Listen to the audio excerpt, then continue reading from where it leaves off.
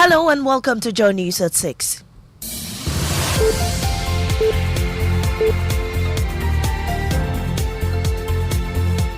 The news is live on Joe 99.7 and hits 103.9 FM in Accra, in Kumasi on Love 99.5 FM, and over 30 affiliates across Ghana's 16 regions, including Shine FM Akachi, Radio Max Takoradi, and Ridge in Tamale. Get radio, TV, and online content on the myjoyonline.com interactive app for Android and iOS devices. Coming up, after 2 months of waiting, pensioner bondholders resume picketing at the Finance Ministry today after government's failure to pay their coupons and principals. We'll be picketing every day until all the outstanding coupons and principals are paid.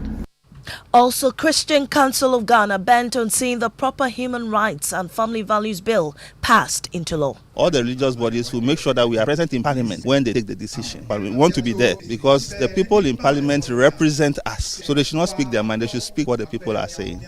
Meanwhile, lead sponsor of the anti-gay bill, Sam George, claims the suit filed against the Speaker of Parliament is dead on arrival, insisting the plaintiff lacks understanding of the bill. Like I said, without prejudicing the case, thing that this case is dead on arrival. It would not even be entertained by the court.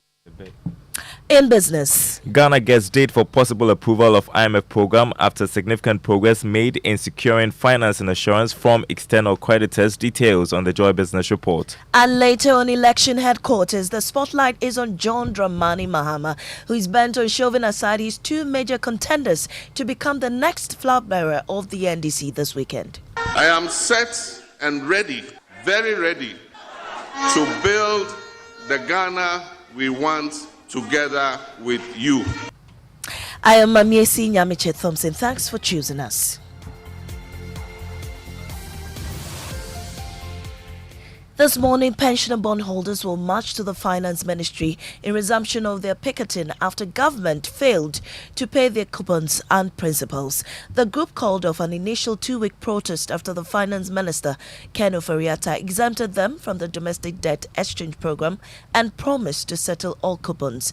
However, after patiently waiting for the Finance Minister to honor his promise, convener of the Pensioner Bondholders Forum, Dr. Edouard Nanientri, tells Joy News they're not backing down until the payments are settled. The ministry promised to pay us our coupons and principals when due, but that hasn't happened.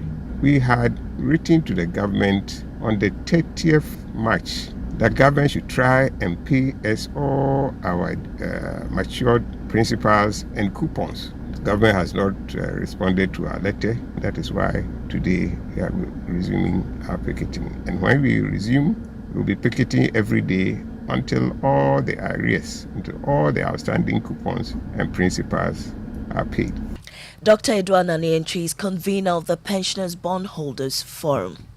General Secretary of the Christian Council of Ghana, Reverend Dr. Cyril Fayose, has reiterated the commitment of the Council to seeing the proper Human Rights and Family Value Bill passed into law.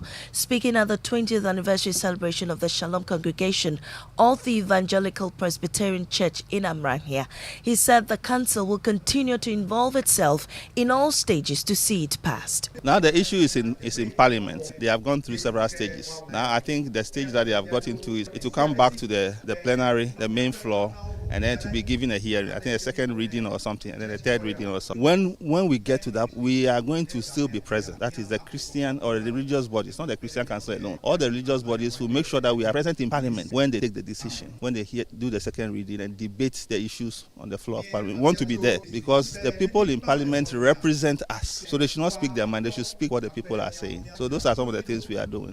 He, however, dismissed claims the Christian Council had gone silent on national issues affecting the citizenry. According to him, the Council has adopted a more dynamic way of approaching pertinent issues. The Christian Council has changed its mode of operation, its modus operandi, that we do not go so quickly to the media to speak to the country now. What we do more now is what I call prophetic advocacy or shuttle diplomacy. We do.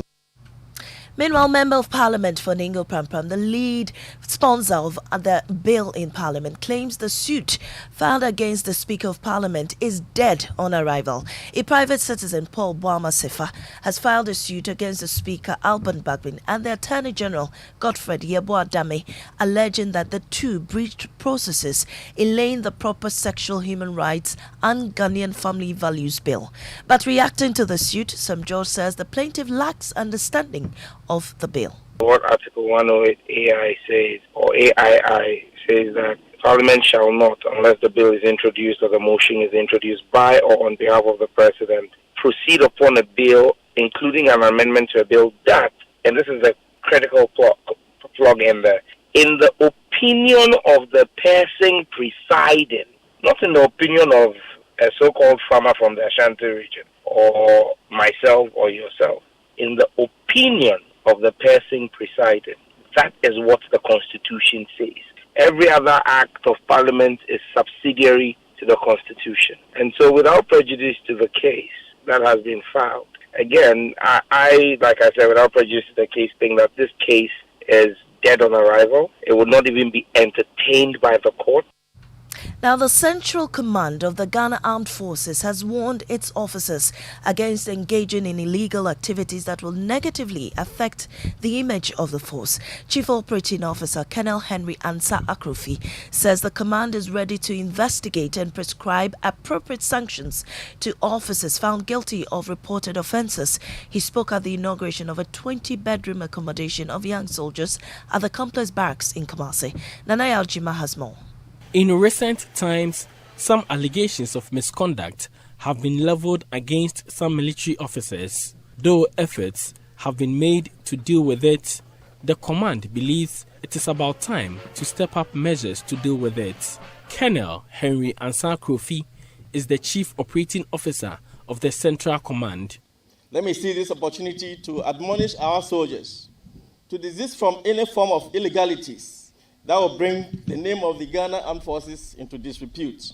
Serious consequences are there for such infractions. When found guilty or culpable for any of these acts, you will be severely sanctioned. To solve accommodation challenges faced by young soldiers, a facility to accommodate 40 soldiers has been constructed at the Complex Barracks in Kumasi. Nanaya Aljima's report. Now, the Development Director for the UK's Foreign Commonwealth and Development Office in Ghana, Beth Cadman, has assured stronger development ties between the UK and the Commonwealth under the reign of King Charles III. She relayed this to Joy News at an event in Accra to observe the coronation of King Charles III on Saturday. I mean, King Charles, even prior to coming to the throne, has always been incredibly passionate, just like his mother was, around the Commonwealth, and a real champion of utilising that mechanism to bring together the Commonwealth community. And I have absolutely no doubt that he will continue to do that, elevating those issues and then looking to the UK policies that then come in through the formal government structures, the international development strategy, the integrated review, which development is very much a core part of the UK's policies.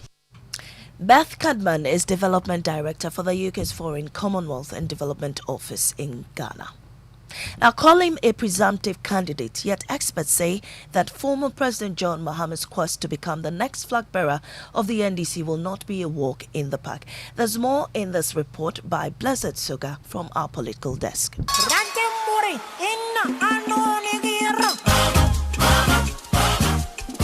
John Dramani Mahama is a household name, and although critics say the opposition party needs a new contender for the next presidential election, JM says he is unfazed but is rather focused on a simple rescue mission to secure victory for the opposition party in the 2024 general elections. I am set and ready, very ready, to build the Ghana we want together with you. But John Mahama as former leader of the party has had a checkered political history. After leading the NDC to victory in 2012, he has failed on 2 consecutive occasions to win any election he's contested on the ticket of the NDC, having lost the last presidential election in 2020. So a lot of things went wrong. We've done our postmortems. We realized that we have to go into the ring with our own referee. And so we're going to be much more vigilant than we were in the past. But now his party is on the lookout for the next candidate to lead the NDC into the next general elections. And so I have offered myself on May 13th.